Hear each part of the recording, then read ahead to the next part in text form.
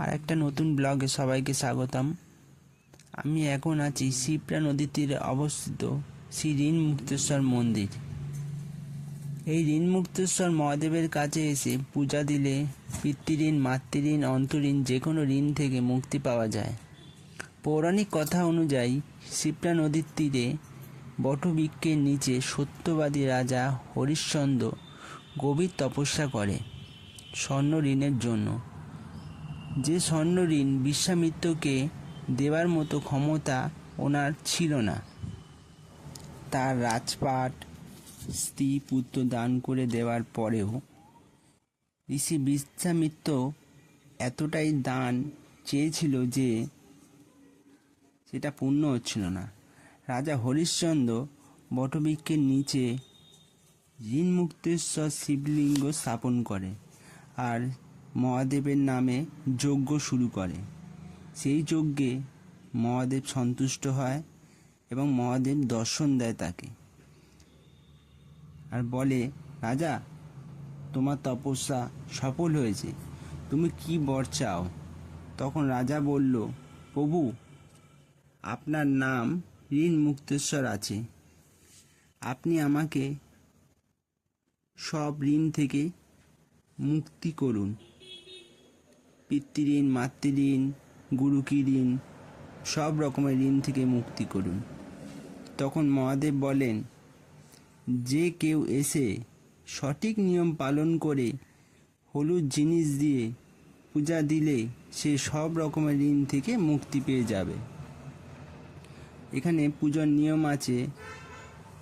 হলুদ কাপড়ের মধ্যে হলুদ গাঁট, ছোলার ডাল,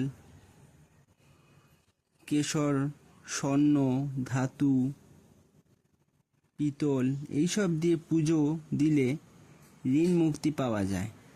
পূজা দেওয়ার পরে বীরভদ্রেশ্বর বলে একটা মূর্তি আছে, সেটা আমি পরে দেখাচ্ছি। আগে আমরা পুজো দিতে যাই। দেখুন, আমার দিদি আর জামাইবাবু পুজো দিতে যাচ্ছে।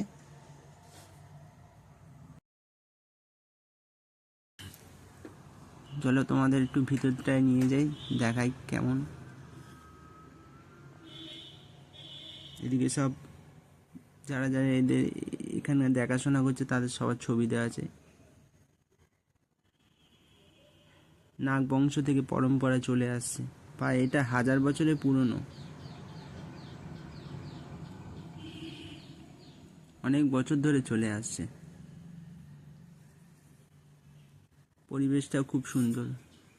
আর এই যে সেই গাছ, এই গাছের তলায় বসেই রাজা হরিশ্চন্দ্র তপস্যা করেছিল, আর এখানেই সেই শিবলিঙ্গটা প্রতিষ্ঠা করেছিল। ওই যে সবাই শিবলিঙ্গের মধ্যে জল ঢালছে, ছোট্ট শিবলিঙ্গ, বেশ সুন্দর। আর ওইখানে যে কাপড় আছে, ওই কাপড়ের মধ্যে ডাল, হলুদের গাঁট, তারপর আরও সবাই সব কিছু ধাতু মাতু দিয়ে সবাই পুজো দেয়। জানি না ওর মধ্যে কী আছে। ওই সামনে ঢোকার সময় দেখছিলাম 250 টাকা করে থলি নিচ্ছিল।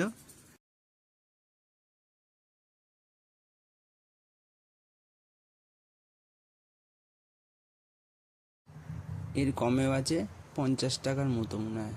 আমার মনে হয় ওটা ভালো না অতটা, ওর মধ্যে কিছু নেই তেমন। তো আমার মনে হয় যে সবাই বাড়ি থেকে নিয়ে এসে পুজো দেওয়াটাই মনে হয় ভালো হবে। আর এখানে হলুদ কাপড়, হলুদ বস্ত্র, এটাও পরে আসার একটা রিচুয়াল চলে আসছে, পরম্পরা।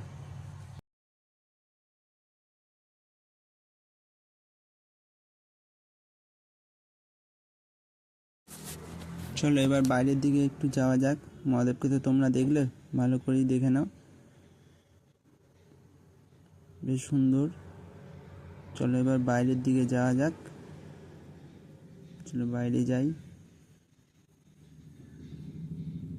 এখানে ধ্যান করার জন্য কিন্তু খুব সুন্দর জায়গা। আমার তো বেশ ধ্যানে বসে যেতে ইচ্ছা করছে। ধ্যান করলে কিন্তু শরীর, মন, স্বাস্থ্য সবই ভালো থাকে। তাই ধ্যানটা আমাদের শরীরের পক্ষে খুব ভালো, কিন্তু হয়ে ওঠে না। পরিবেশটা খুব নিরিবিলি আছে।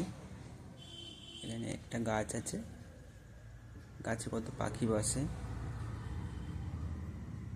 আর এই দিকটায় আছে বীরভদ্র